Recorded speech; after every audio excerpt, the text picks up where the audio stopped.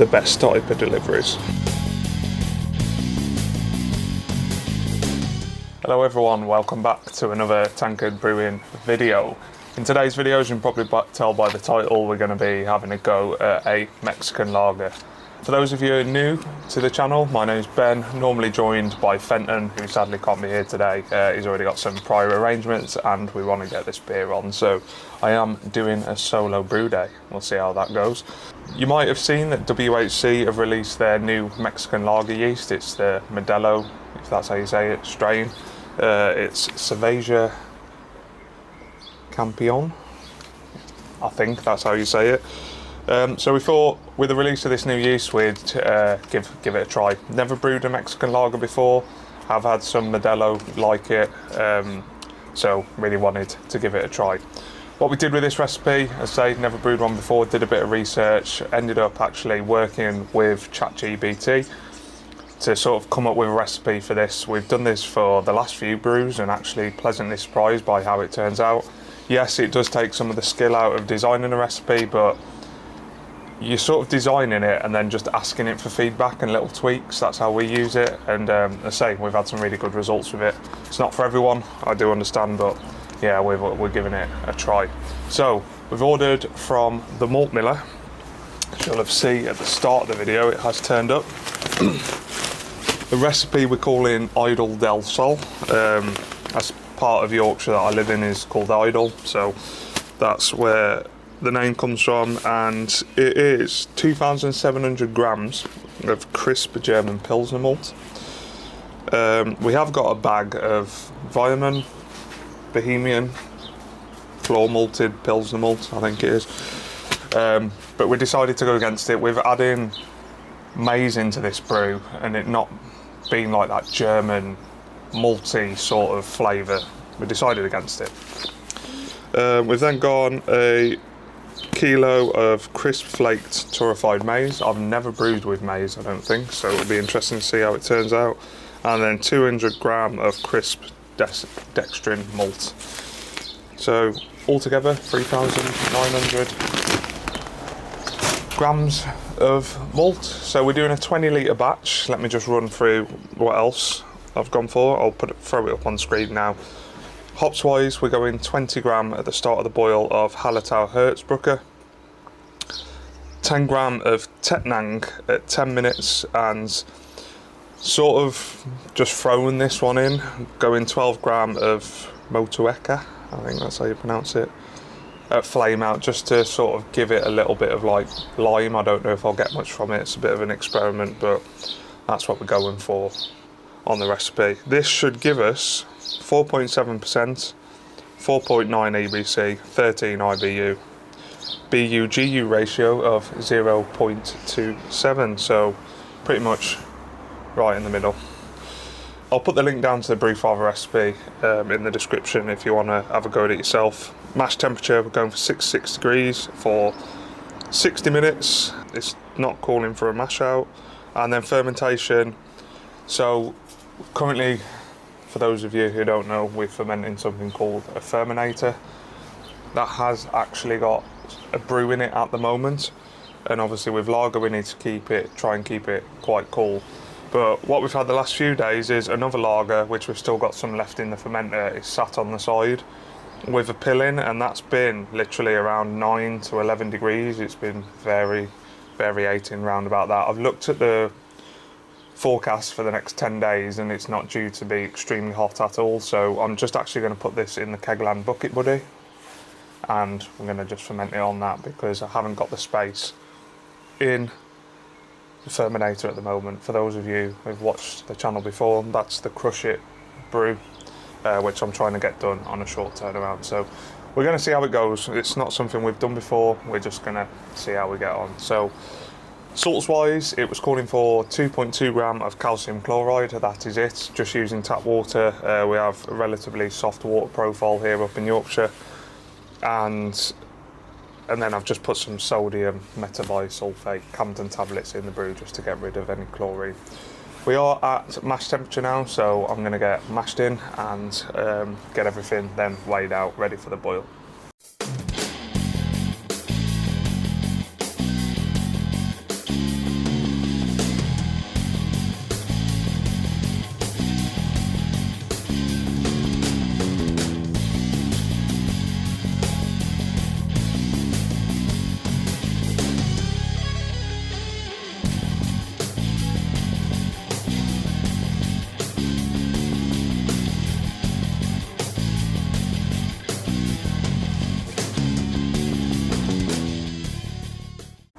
So, we've been doing a load of stuff to the garage. Let me show you what we've done. It's a bit messy at the moment.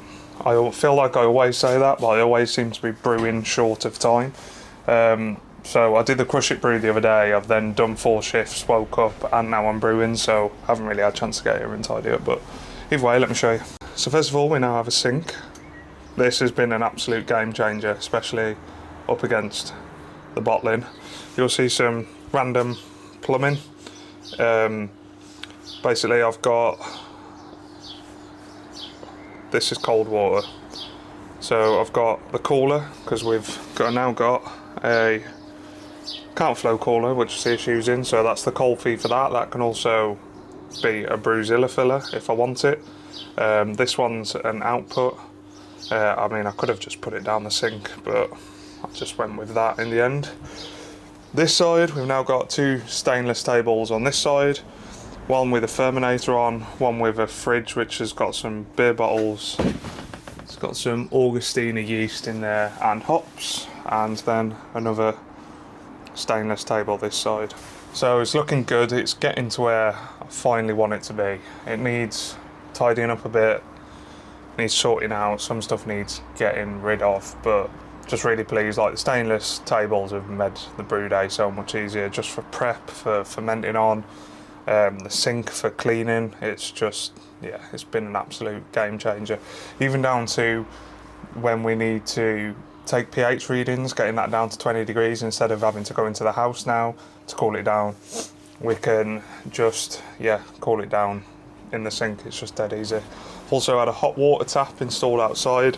That has been a game changer. Save trekking stuff up to the bathroom to clean, and just do it now out the front. So it's been a bit of an investment, as these hobbies always are, and as you'll know if you're watching this and you are a keen brewer, that it's not a cheap hobby, but if it's your hobby, you spend money on it, I suppose, don't you? You can do it as cheap as expensive as you want, but really starting to love this area now. See, we've got the bar in the back, which is full of bottles at the moment. We've been doing a lot of bottling. Fenton's, like, he's doing like gift bags for his wedding. I'll put the video up here where we've brewed one of the beers. He's putting a bottle of our homebrew in there for the gifts that come to his wedding, so that'll be really nice. So we've put, honestly, about 200 bottles through that bottler now, and absolutely love it. This one here, it's genuinely one of the best investments that we've made. Only not 200 bottles for the wedding. We have had some just to drink ourselves as well. It's really easy to just stick in the fridge, don't have to come and open the garage up. That doesn't mean we're not going to use the taps, because we still use them, but also for Fenton to take back to his. Just with lagers, it just works really well. So that is where we're at with that. Mash wise, don't actually know. Alexa, how long's left on my timer? You have 25 minutes left. So we've got 25 minutes left of the mash. I'm sorry if that set any of your Alexas off. Did have to put 7 ml of lactic acid in just to bring the pH down, but that's all good now, and it's starting to run clear. So keep you updated, but that's where we're at now. And before I forget, sparge water heater. Finally invested in a decent sparge water heater, so we're actually hot water sparging now, and it sent our efficiency through the roof from what we were getting before. So yeah, everything is just starting to fall into place, really. So that's it. Mash is done. So in the end, I did actually do a mash out. So I've just done a 10-minute mash out. So let's get this pulled up. We've managed to find the handle, which is always a good sign.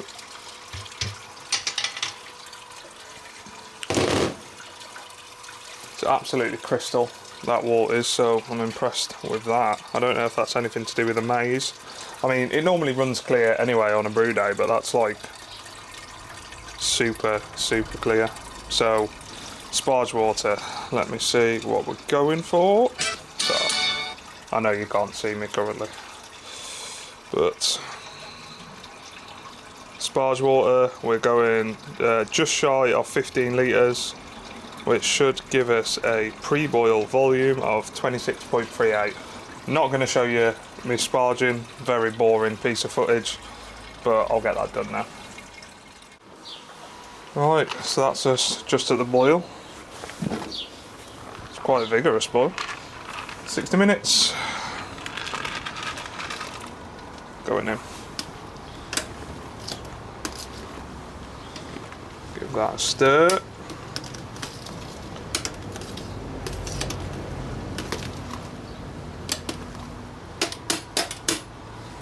Perfect. So 1 hour boil. Just got the fermenter clean, put some VWP in it, that's just emptying out. Recalibrated the pill that's going in, so quite a productive day. But yeah, so next edition is at, let me just triple check, I think it was 10 minutes. Yeah, 10 minutes left of the boil, 10 gram of Tettnang, whatever you want to call it, so I'll catch you then. Now with a 10-minute edition, we got 10 gram of Tettnang and Proflock in there. It's been a very uneventful boil. I've just been doing some cleaning and getting the fermenter ready, recalibrating the pill, so just doing the odd jobs. 10 minutes left to go. Gonna get the count flow set up now, and then I'll show you that when the boil's over. So that's the end of the boil. Don't know how well you're going to be able to see this, but basically what I'm doing, I killed the boil and then I've started recircling boiling hot water through it just to sanitize it. Obviously gets a deep clean at the end of every time we use it and sanitize, but just to be extra cautious, just run some through. So that's constantly running through now. So if I turn this on, that now starts running cold water through.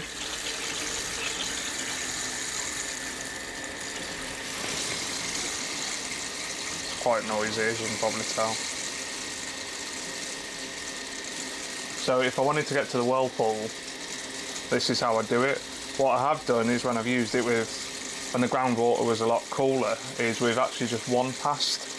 So it literally just the water goes through the count flow straight into the fermentation vessel because it runs so cold. But I'm just going to do it this way for now just to get it down cold, and then hopefully I can get it down that cold.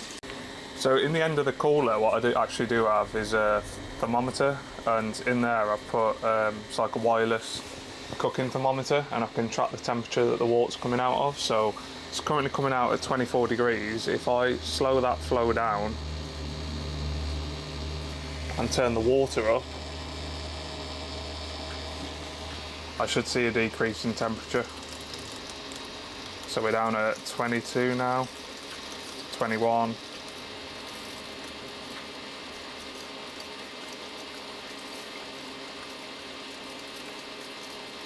$19,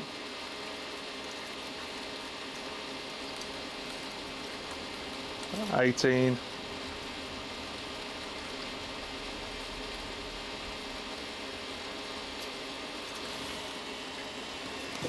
I think 18 is probably as best as we're going to get it. 17, we turn the water up even more.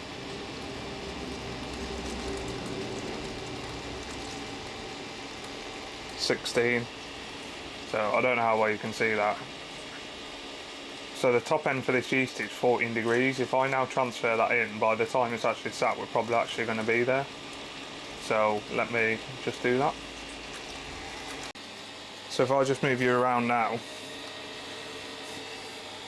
this is coming out at 16 degrees still, and that is just going straight from, battery's low apparently. That's going straight from the BrewZilla into the fermenter, so it saves a lot of time, albeit it is slowly coming out. It just saves having to cool it and then transfer it, you just do it in one go. Really am impressed with this. It's only my third time using it, so I could probably still do it better ways, but yeah, right, I'm gonna let this fill up and then I'll show you when we chuck the yeast in. What I did forget when setting all that up was to put the flame out hops in. So I've just chucked them in now. I have upped it 5 grams, so got 20 grams of Motueka, is that how you say it, going in. So hopefully the oils will get extracted into the beer that's left in there and then into the kettle. But we all make mistakes. Right, we're filling up slowly, so I'm going to add the yeast in now. I'm going with 2 packs. Dosage rate, let me tell you a bit about the yeast. Sorry if that noise is really annoying in the background. Temp range 10 to 14 degrees, pitch rate is 1 to 1.5 gram per litre. So we're about 20 litres, so just over 1 gram per litre. Attenuation is 76 to 80%, flocculation is low to medium. So yeah, that's good. Let's get it in. Low battery.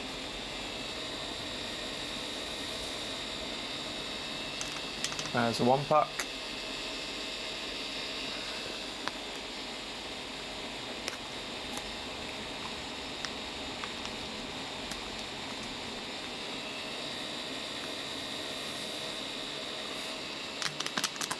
And there's a 2nd pack in.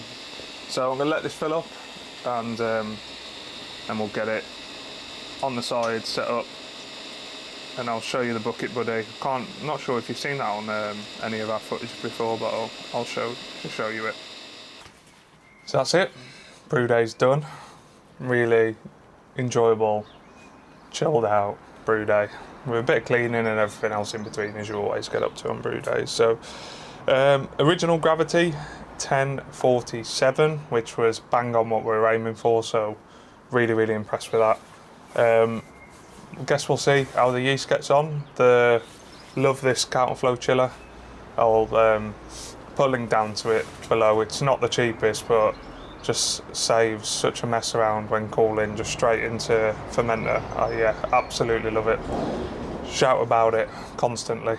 Next part of this video will obviously be the tasting. It'll be in a few months' time, so we'll see how we get on. But yeah, I hope you enjoyed the brew day section, and we'll catch you on the other side.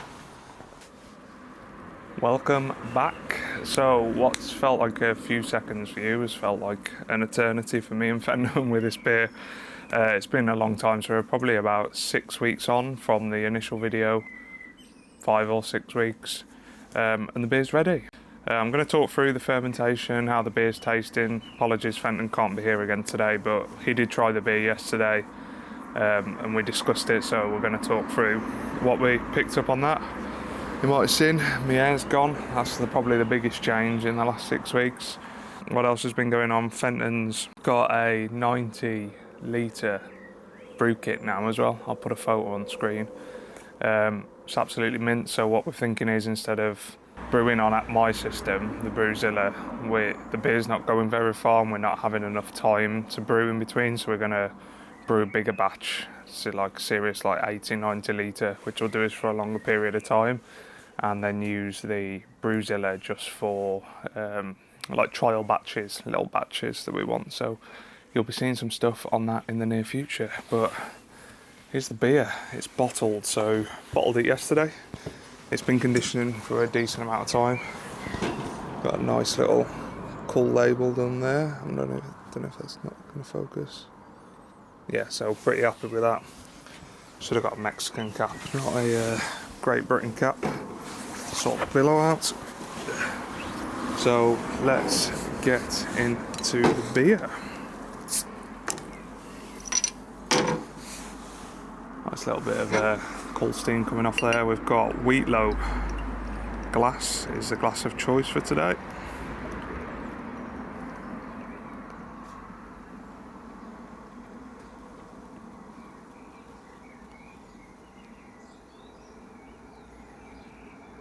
Try to do it without getting bubbles everywhere. Alright, here's the beer in the glass. So as you can see, I don't know if it's going to focus, lovely, clear, light lager, nice, crisp white head, pours good in the glass. Carbonation, it's fizzy. So me and Fenton with lagers, we do 18 psi to carb it up, and then when we're bottling we drop the psi right down, and that tends to leave us with a perfectly active beer, which is what we want. We want that crispness when taking a drink. So I'll go through the taste and then I'll talk about the fermentation after. So smell first, actually. So smell is, it's lagery, surprisingly, but it's not like the German lagers we've been doing. It's like different lager smell, like clean almost, not massively. There's malt sense there, but it's not like kicking you in the face like that Bohemian malt does. As I say, we use crisp lager malt for this. So lime wise, there's hints of lime there. So from the video you'll have seen, I wanted to put some Motueka in to try and give it a little bit of lime. It was there when we first tried the beer, so about 1 week in, it was massive lime hits on the nose, on the taste, but that has calmed down a little bit. So let's go for a taste. Cheers.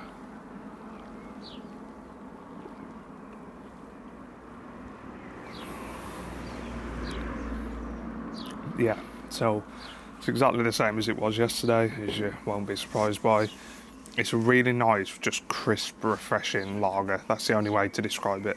Imagine it's 30, 35 degrees, if we ever get them temperatures in the UK.